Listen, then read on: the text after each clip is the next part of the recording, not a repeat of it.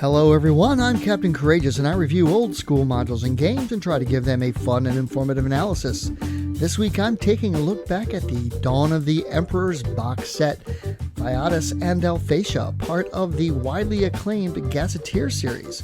This release fills out the rest of the known world map originally introduced in the Isle of Dread module in 1981, as well as broadly detailing for the first time the empires of Thyatis and Alphatia.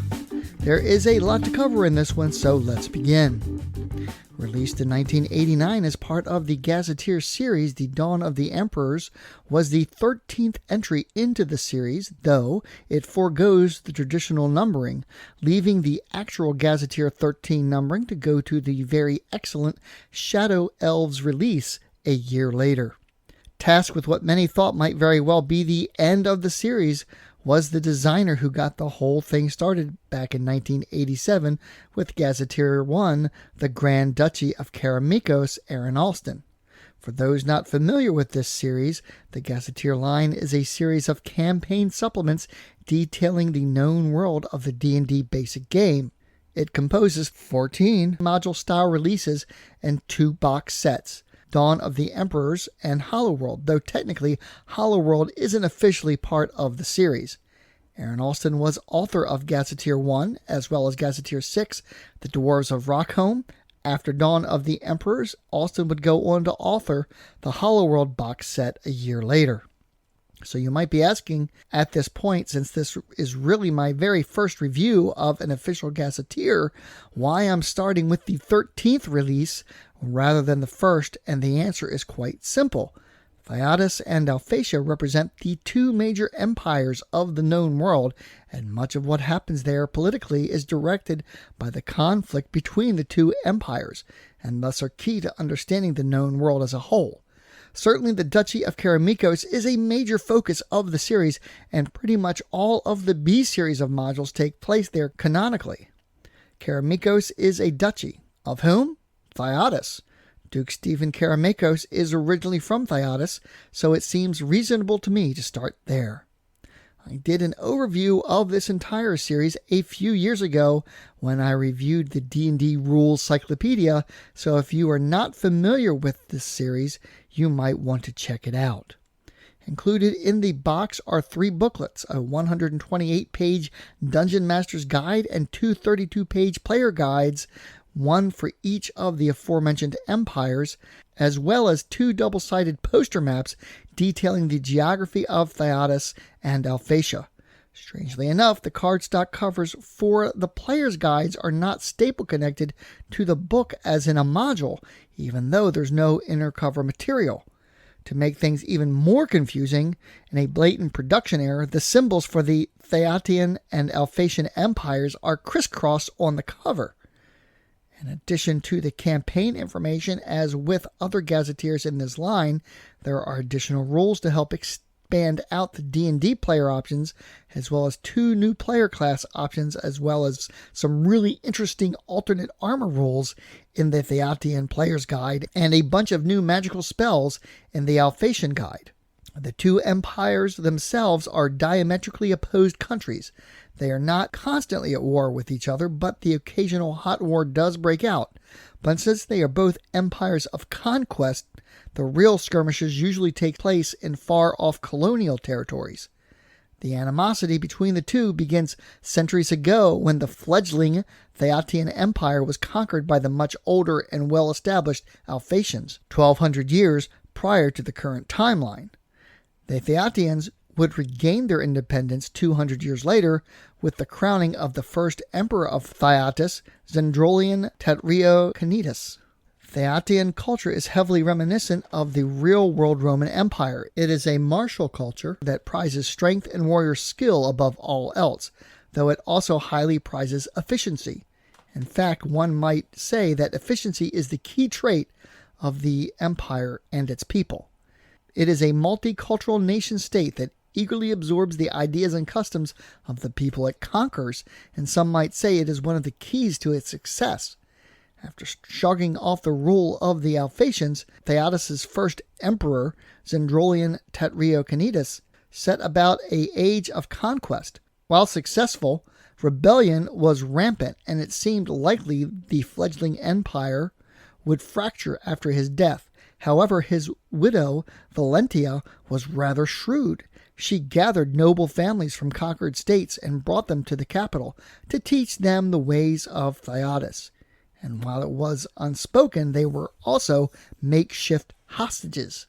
This forestalled rebellion long enough for her to establish a representative senate from all over the empire and establish the three-class system of noble, citizen, and slave. Valentia is fondly remembered in Thyatian history as Valentia the Justicar. The current year in Thyatis is 1000 AC, with the AC standing for after crowning for the first Thyatian emperor, and this is the starting year used in all of the Gazetteer series. The current emperor of Thyatis is Thincal I Torion. Thincal, formerly Thincal the Brave, is a popular former gladiator who ascended to the throne after the Alphatian invasion resulted in the death of the emperor Gabrianus V and the near destruction of the city of Thyatis itself. It was Thincal who organized the rebellion, fought off the Alphatians, and rescued Gabrianus' daughter Gabriella. His marriage to her cemented his claim to the throne. A D&D campaign in Thyatis offers a rich tapestry in which to establish player characters with many different backgrounds and cultures to choose from, with a backdrop of political intrigue and rich adventure. The Player's Guide offers extensive background on the culture and society of Thyatis, as well as two new character options, the Rake and the Forester. The Rake is essentially a thief without the pickpocket or backstabbing skills. The idea is to create a more swashbuckling style character that the party can trust. It's a good idea, but there is nothing offered to replace the lost skills. The Forester is basically a human who has been raised among the elves. This condition arises due to a pact made by Thyatian emperors of the past with the Thyallia elves to teach elven magics to humans who could learn them. Essentially, you make an elf, but with no elf abilities. These are both great setting character ideas, but I find the execution poor due to the fact nothing is offered in exchange for the loss of abilities. Thus, if using the skill system suggested in the books, an enterprising DM might entice players to this choice through the offering of more skill points. There's also a new take on armor class provided here that I find quite interesting. Armor itself does not lower the character's AC, but instead absorbs a certain amount of damage. Dexterity, magic, and the character's shield do lower the AC, and the book expands the number of shield options to 4. There are also several fighting orders described, rules for gladiatorial combat, and more. The Empire of Alphatia is a magocracy. It begins its history thousands of years before the crowning of the Emperor Zendrolian Tetriochanidas in Thyatis, across space in another world called Alphatia. Even then, the power of Alphatian magic was unparalleled. Magic was so ubiquitous that it played a factor in just about every facet of daily life for the Alphatians. They had begun to travel to other planets in massive, magically powered ships, conquering those planets and setting other worlds to their rule. However, over time, two schools of magic developed such an intense rivalry that it would ultimately lead to the destruction of their world. The most righteous college of aerial splendor and the universal truth of fiery domain rivalry grew to hatred and ultimately all-out war. Bored with the administration required to maintain such a vast empire, the duels between the two colleges were at first an entertainment for most. The animosity ultimately developed into open warfare. Further, many of the nobility, bored with a life of ease that their magic technology allowed, had become addicted to the tranquilizing zanga fruit, spending most of their days lost in a drug-induced stupor. In order to quell the hostilities, a neutral scholar asked the question, which is more powerful in our dimension, air or fire? If air, why can fire's smoke poison it? And if fire, why does lack of air smother it? He invited scholars of both sects to put forward essays arguing both sides of this question. The best scholars of each sect began writing their responses, and the neutral judge assembled the best of those and published them. The resulting work garnered much praise from both sides, and the rivalry, at least for a time, was reduced to peaceful, if not pointless, argument on the topic. The Empire of Alphatia had grown decadent. Its emperor, Alphax, although said to have insights of brilliance, was prone to tantrums. During all this time, he'd sat on the throne quiet and lent support to neither side, though he himself was of the sect of fire.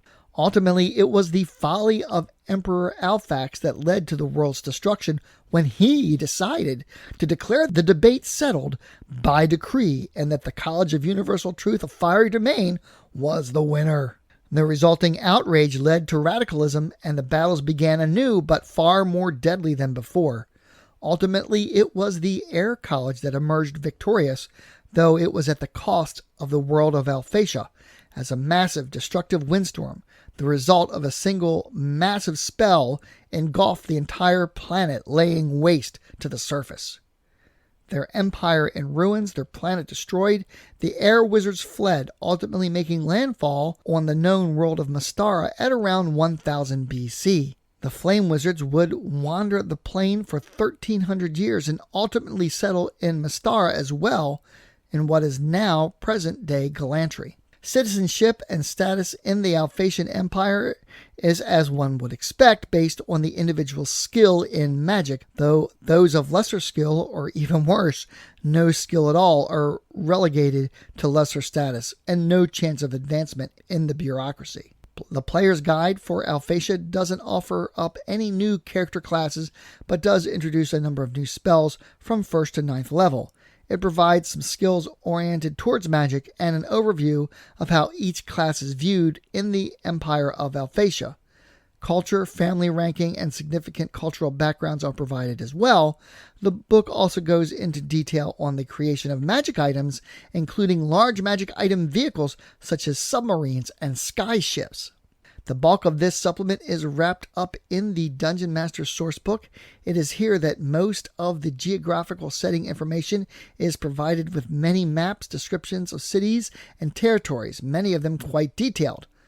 Unfortunately, the black and white scans of the color maps inserted here are basically unreadable, so you will find yourself needing to consult the color poster maps for a better understanding of the features of the places described therein.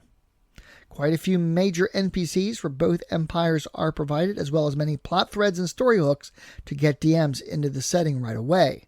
There is a diagram of the Shark, the magical Alphatian submarine, described in the players section. There is a new character sheet adapted to provide a place for players to record their player skills. What this supplement lacks, however, is an index, and with information parceled out over 3 different books, it's much needed here.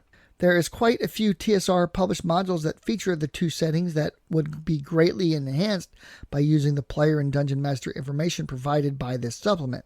For Alphatia, there is the M series. M1, Into the Maelstrom, delves into the origins of the Alphatians with an interstellar odyssey to the Alphatian homeworld. M2, Vengeance of Alphax, continues the previous story. M5, Talons of Night, takes place on the Isle of Dawn and the contested area between the 2 empires. For Thyatis, be sure to check out DDA-1, which engages the player characters in the politics of this capital city of Thyatis, and DDA-2, Legions of Thyatis, which covers a gladiator revolt. This supplement is easily adapted to more modern rules like 5th edition Dungeons & Dragons, and you could also just pick up the D&D Rules Cyclopedia as it's available on print on demand. The rules for these supplements were intended for that rule set. However, you could just as well use Swords and Wizardry or Labyrinth Lord. For me personally, if I were to start running this today, I would use Old School Essentials with the advanced options. This way you would have a very clean rule set with a few modern options, and it would nest easily with the character options provided in the player's guide with little or no modification. Getting a copy of the Dawn of the Emperor's box set is relatively easy and still inexpensive due to its availability on print on demand from DriveThruRPG, which can be purchased in PDF and JPEG formats for just $23. However, if you must have the box set, then you are going to pay a premium price and will have to bide your time looking for something with a decent looking box and is complete with all books and maps, and that will run you $75 or more depending on condition and completeness.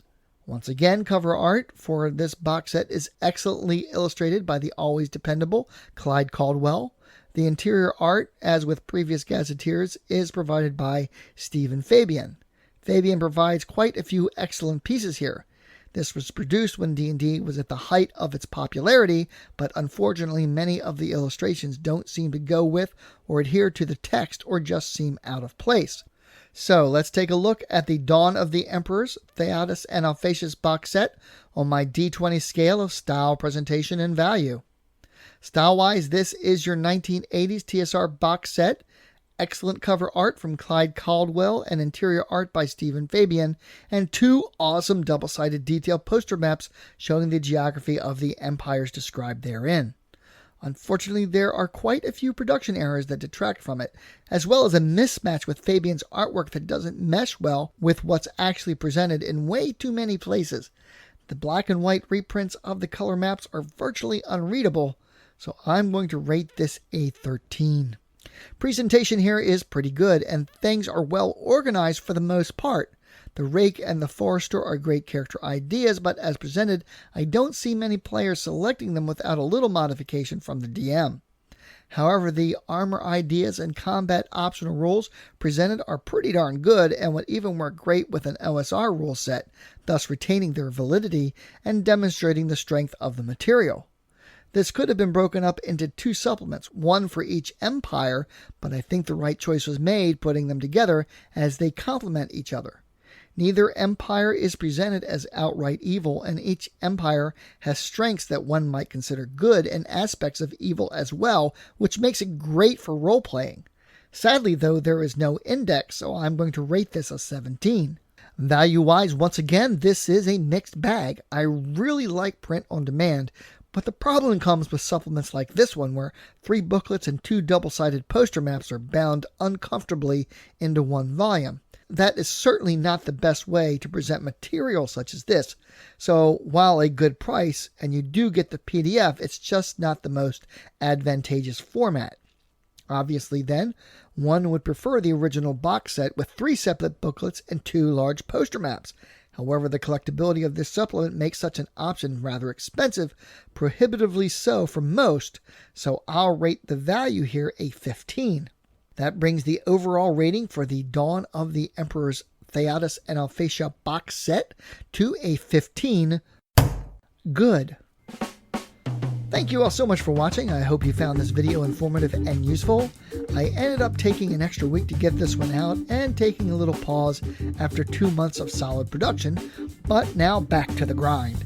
Wednesday I have a surprise for you, and next Saturday I will continue my delve into the Gazetteer series with a look at the hilarious supplement, The Orcs of Thar. As usual, I'd like to give a big shout out and thank you to my patrons. If you enjoyed this review, please subscribe and click the little bell so you'll get updates when I add new content. Please give this video a like, comment, and share. Join the channel's Facebook page, RPG Reviews, and consider supporting the channel by becoming a Patreon yourself.